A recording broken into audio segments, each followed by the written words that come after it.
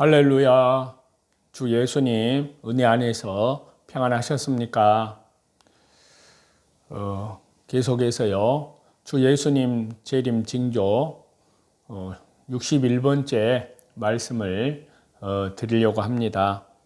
먼저 본문의 말씀을 보겠습니다. 신약성경 요한계시록 20장 1절에서 6절인데요. 또 내가 보매 천사가 무저갱의 열쇠와 큰 쇠사슬을 그의 손에 가지고 하늘로부터 내려와서 용을 잡으니 곧 이 뱀이요 마귀요 사탄이라. 잡아서 천년 동안 결박하여 무저갱에 던져 넣어 잠그고 그 위에 임봉하여 천년이 차도록 다시는 만국을 미혹하지 못하게 하였는데 그 후에는 반드시 잠깐 노일이라. 또 내가 보좌들을 보니 거기 앉은 자들이 있어 심판하는 권세를 받았더라.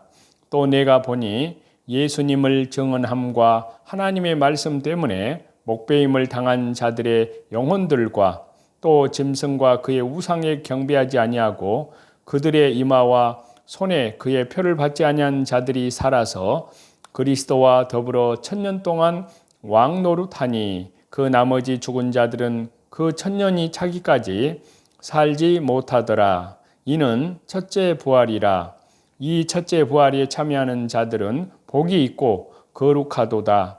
둘째 사망이 그들을 다스리는 권세가 없고 도리어 그들이 하나님과 그리스도의 제사장이 되어 천년 동안 그리스도와 더불어 왕노릇하리라. 아멘. 이 시간에는요. 천년 왕국의 축복이라는 제목을 가지고요. 무천년설과 전천년설의 비교와 그리고 부활의 축복, 그리고 불못 심판, 또 천년 왕국의 축복, 이러한 순서로 말씀을 드리고자 합니다. 먼저 본문의 말씀을 보겠습니다. 본문의 말씀 보시면 1절에 보시면요. 하늘로서 내려온 천사가 있습니다. 그리고 하늘로서 내려온 천사는 손에 무저갱 열쇠와 큰 쇠사슬을 가지고요. 하늘로서 내려와서 그렇게 하고요. 그 다음에 2절과 3절을 보시면 용의 결박을 합니다.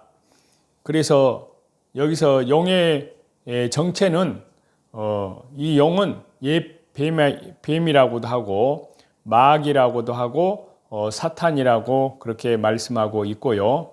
그리고 용을 결박하는 그 기간은요.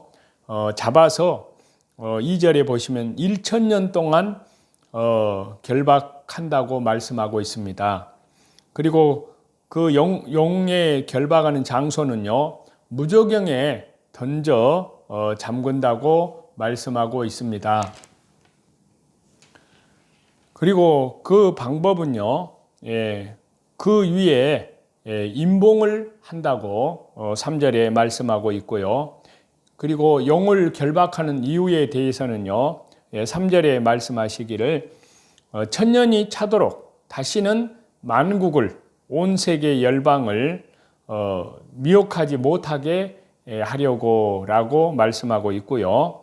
그리고 용을 결박한 결과는 3절에 천년이 참에 반드시 잠깐 노일이라 라고 그 결과를 말씀하고 있습니다. 그리고 본문의 말씀을 더 보시면 천년 왕국의 모습을 4절과 5절에서 말씀하고 있는데요. 4절을 보시면 심판하는 권세를 받은 보좌에 앉은 자들을 보게 됩니다. 그리고 또 4절을 보시면 부활한 성도들의 모습을 보게 되고요. 또 그 이유를 보면은 부활한 성도들의 모습을 보는 이유는요. 예수님의 증거와 하나님의 말씀을 인하여서 부활한다고 말씀하고 있습니다. 그리고 부활한 성도들의 그 대상을 보면요, 목배임을 받은 자의 영혼들과 짐승과 그의 우상에게 경배하지도 아니한 자들과 이마와 손에 그의 표를, 짐승의 표, 적그리스도의 표를 받지 아니한 자들이라고 말씀하고 있습니다. 그리고 부활한 성도들의 모습의 그 내용을 보면요, 그들이 살아서 그리스도와 더불어서 1000년 동안 왕노릇한다고 말씀하고 있습니다. 그리고 5절에서는 첫째 부활에 대해서 말씀하고 있는데요, 성도들은 부활하여 첫째 부활에 참여하고요, 그리고 악인들은 끝까지 해결치 않는 그들은 그 1000년이 차기까지 살지 못한다고 말씀하고 있습니다. 그리고 이제 6절에 보시면은 첫째 부활의 축복을 말씀하시는데요, 첫째 부활에 참여하는 자들은 복이 있고 거룩하도다 라고 말씀하고 있고요. 그리고 그 이유는요, 첫째 부활의 축복에 참여하는 그 이유는 둘째 사망이 그들을 다스리는 권세가 없고 도리어 그들이 하나님과 그리스도의 제사장이 되어서 1000년 동안 그리스도로 더불어 왕노릇하기 때문이라고 그렇게 말씀을 하고 있습니다. 이제 크게 이번에는 천년 왕국에 대한 학자들의 아주 그 주장한 내용들이 있는데요. 레드라는 학자는 천년 왕국의 이 교리는 신학적으로 심각한 문제가 있음을 인정을 합니다. 그리고 성경 연구가들은 계시 문제에 제한적이기 때문에 모든 의문들이 다 풀리지 않는다라고 말하면서 따라서 자기 가까이 있는 재료를 가지고 최선을 다할 뿐이다. 그러므로 나는 여전히 전천년설자로 남는다. 레드라는 학자는 그렇게 이론을 남겼습니다. 또 찰스라는 학자는요, 천년왕국 이 요한계시록 20장에 대한 이 구절이 성경 해석자들에게 감당할 수 없는 난해한 요소이다. 그렇게 말을 남겼고요. 벌쿠라는 학자는 천년왕국은 종말론 문제들에서 가장 큰 논점이 되는 문제들 중에 하나이다. 그렇게 말을 남겼습니다. 그리고 호이트라는 학자는요, 기독교 여러 종파가 교회의 공중휴거, 그리고 대환란, 그리고 영생의 문제들에 대하여 단호하게 의견을 달리하는 것처럼 천년왕국의 문제에 대해서도 그러하다라고 말을 남겼습니다. 베트너라는 학자는요, 이렇게 말을 했는데, 우리는 개별적으로 그리스도의 재림과 재림의 시기에 대한 명백한 견해를 가질지는 모르나 우리의 모토는 본질적인 면에 대해서는 하나로 일치하고 비본질적인 면에서는 자유를 허용하고 기타 모든 면에서는 사랑으로 포용하는 것이 되어야 한다라고 말을 남겼습니다. 이상근 박사는요, 말하기를 칼빈이 어거스틴의 견해를 따라 무천년주의였으나 그가 방대한 성경 주의 시리즈에서 계시록을, 요한계시록을 제외한 것은 천년왕국설에 대한 난점 때문인 것으로 보여진다라고 말을 남겼습니다. 자, 그러나 저와 여러분, 우리가 보는 천년왕국에 대한 그 이론은요, 우리의 소원은 천년왕국의 축복이다라고 저와 여러분은 그렇게 말씀을 드릴 수가 있습니다. 그래서 여러 천년왕국에 대해서 여러 견해들이 있는데요, 국내 그 학자들을 보면은 김재준이라는 학자는 사탄에 감금하는 그 기간을 상당히 긴 기간이다. 그리고 천년왕국은 문자 상징의 중간이다. 그리고 첫째 부활은 순교자의 부활이다. 둘째 부활은 일반 부활이다. 그렇게 김재준 학자의 견해는 그렇고요. 김웅조라는 학자는 천년왕국에 대해서 문자적인 천년이다. 사탄을 감금하는 것을. 그리고 천년왕국은 문자적인 천년이다. 그리고 첫째 부활은 환란 전에 휴거된 성도와 대환란 기간 중에 순교한 성도들이다.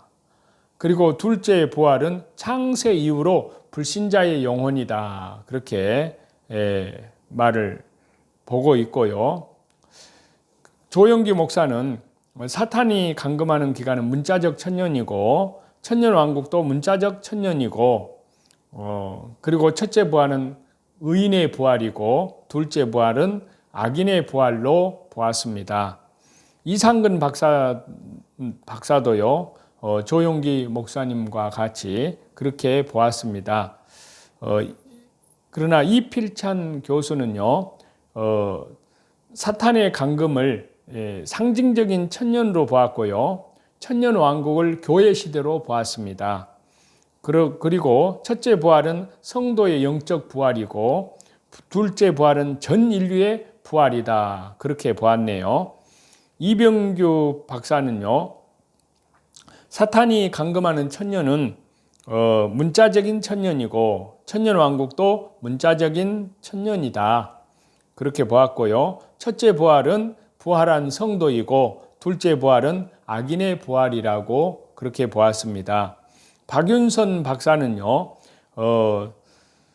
사탄에 감금하는 그 기간을 문자적인 천년으로 보았고 그리고 천년왕국도 문자적인 천년으로 보았습니다. 그리고 첫째 부활은 의인의 부활이고 둘째 부활은 악인의 부활로 그렇게 국내 학자들은 보았습니다. 박윤선 박사는요. 그렇다면 애국의 학자들의 견해를 보겠습니다. 데이크라는 학자는 사탄의 감금을 문자적인 천년으로 보았고요. 그리고 천년왕국을 문자적인 천년으로 첫째 부활은 의인의 부활로 둘째 부활은 악인의 부활로 보았습니다. 존슨이라는 학자는요. 사탄의 감금을 문자적인 천년으로 보았고요. 천년왕국도 문자적인 천년으로 그리고 첫째 부활은 성도의 부활이고 둘째 부활은 나머지 부활로 보았습니다. 핸드릭스는요. 사탄의 감금은 지상에서의 상징적 신약의 전체 기간으로 보았고요. 천년왕국도 천상에서 상징적 신약의 전체 기간으로 보았습니다. 그리고 첫째 부활은 영적인 부활이고 둘째 부활은 전 인류, 악인을 포함한 전 인류의 부활로 그렇게 보았습니다. 비더 울프는요, 사탄이 감금하는 기간을 문자적인 천년으로 보았고, 천년왕국도 문자적인 천년으로 보았고, 첫째 부활은 의인의 부활이요, 둘째 부활은 악인의 부활로 보았습니다. 그리고 렌스키라는 학자는요, 지상에서의 상징적인 신약의 전체 기간으로 사탄의 감금을 그렇게 보았습니다.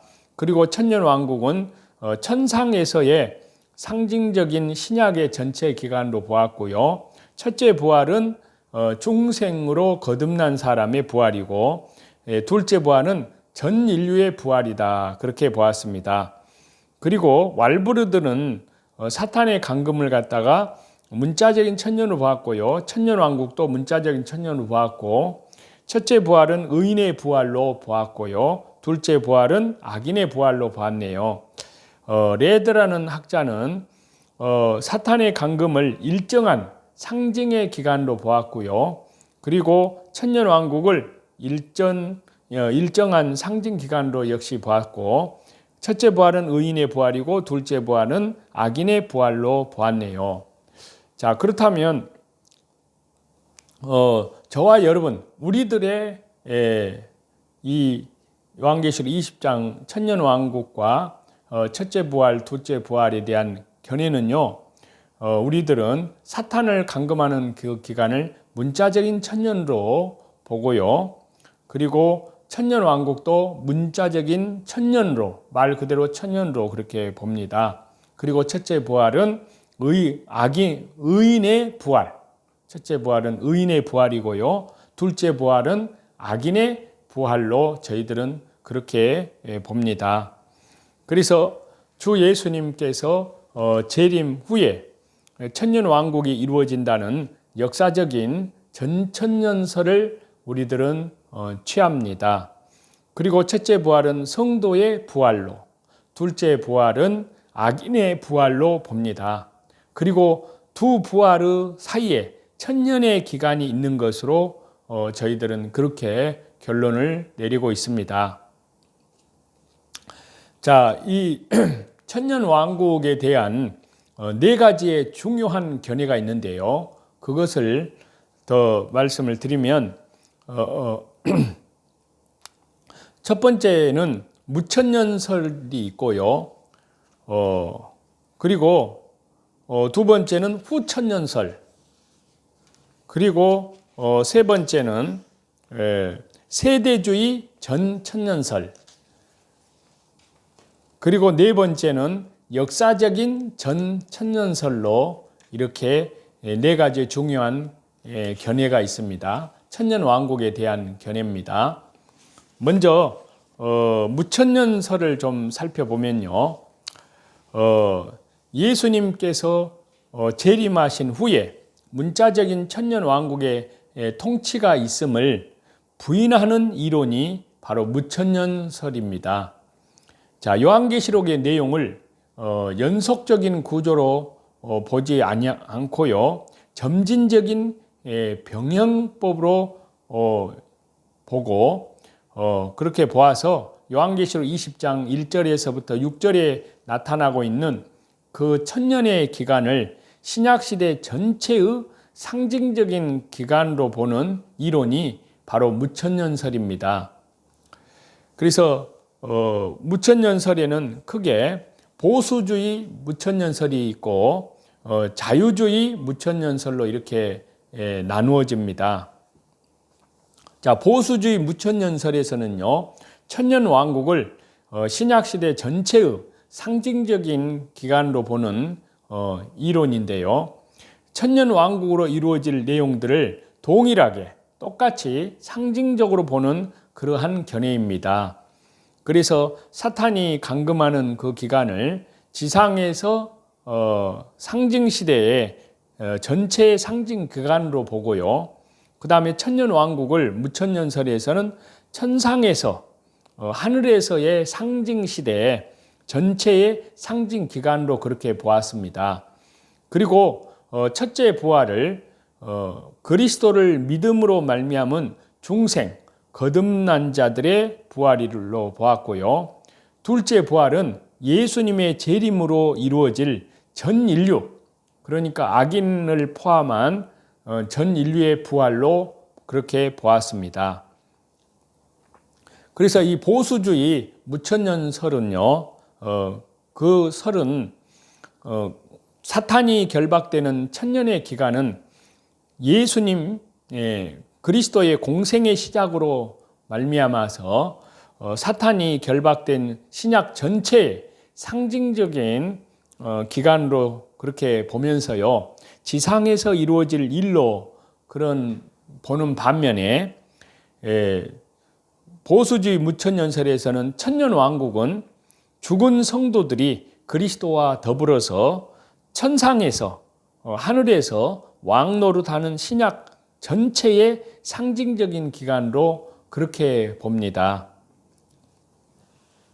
그래서 보수주의 무천년설을 주장하는 그 학설에 주장하는 학자들을 보면요, 아브라함 카이퍼라든지 헤르만 바빙크라든지 피터스, 해밀턴, 머레이, 루컬스, 그리고 와인갈든, 핸드릭슨, 메스링크, 또 그리어, 후쿠마, 이런 최근에는 하란과 미국의 웨스트민스터 신학교를 졸업한 신학자들이 지지하는 이론입니다.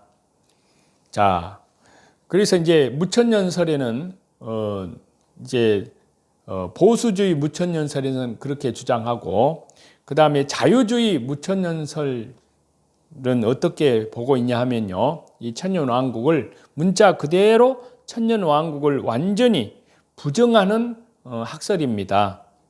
부인한다 그 말입니다. 자유주의 후천년설과 함께 배척을 받아야 할 이론인데요. 왜냐하면요, 이들에게 있어서 성경의 말씀은 자유주의 무천년설주의자들은 하나님이라는 개념이 없기 때문입니다.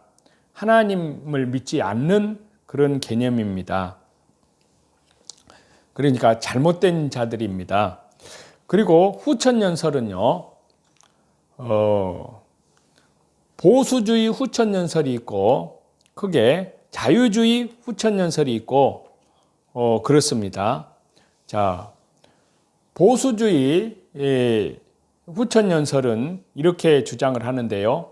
주 예수님의 지상 최후의 대명령, 그러니까 마태복음 28장 18절부터 20절에 있는 온 족속에게 복음을 전파하라는 주님의 명령에 따라서 그리스도의 복음이 인간의 역사 속에서 점진적으로 교회에 의하여 전파되어서 악인은 점점 감소하는 반면에 의인은 점점 증대되어서 세계는 복음이 꽃피는 천년왕국의 축복을 누린 후에 임박한 재림을 앞두고 잠시 동안의 대배교, 대환란이 있고 곧 주님의 재림이 있을 것이라는 그러한 이론이 보수주의의 후천년설입니다. 자, 이 학설을 주장하는 학자들을 보면요, 베트너라든지 스트롱이라든지 찰스 하지, 그리고 또 뿐만 아니라 A.A. 하지라든지 C.W. 하지라든지 쉐드, 그 다음에 딥네이, 워필드, 이런 학자들이 지지하는 이론이 바로 보수주의 후천년설입니다. 이제 자유주의 후천년설이 있는데요. 자, 자유주의 신학자들에 의해서 주장되는 이론인데요. 하나님의 나라가 이 세상에서 성령의 역사로 충만해지는 것을 부정하고 진화의 완전한 자연적 과정의 결과로 믿는 그러한 견해를 자유주의 후천년설로 주장하는 학자들의 견해입니다. 자, 이들의 기독교 복음의 사명은요, 사회 복음 운동을 추구하는 것입니다. 사회가 그리스도의 정신이 활발해질 때를 가리켜서 이들은 천년왕국이라고 주장할 뿐만이 아니라 누구든지 도덕적 사회 복음의 운동을 외치는 자라면은 그리스도들 중에 한 사람이라는 명칭을 얻게 된다고 그렇게 주장을 합니다. 이제 또 크게 세 번째, 세대주의 천년설이 있습니다. 그것은 다음 시간에 말씀을 드리고자 합니다. 이렇게 성경 말씀을 우리가 보는 가운데 하나님의 은혜 가운데에서 한 가지 분명한 것은 이 모든 것이 통합되어서 말씀에서 올바르게 지금 세대를 보아야 됩니다. 하나님의 은혜 가운데에서 저와 여러분 어찌 됐든 주 예수님의 재림의 때는 가깝고, 그리고 대환란, 적그리스도의 정부를 우리는 앞두고 있습니다. 그러한 가운데에서 하나님 나라의 복음이 땅끝까지 전파되면 그제야 끝이 오리라는 그 말씀을 우리는 마태복음 24장에서 마음속에 유념할 필요가 있습니다. 그래서 오늘이라 일컫는 동안에 하루하루를 말씀과 기도로 오직 나의 의인은 믿음으로 말미암아 살리라고 하셨기 때문에 우리는 주 예수님께 소망을 두고 천국의 소망을 두고 이 세상 헛된 것에 땅의 것에 마음이 빼앗기지 말아야 됩니다. 우리의 소망은 오직 천국에 주 예수님께 있기 때문입니다.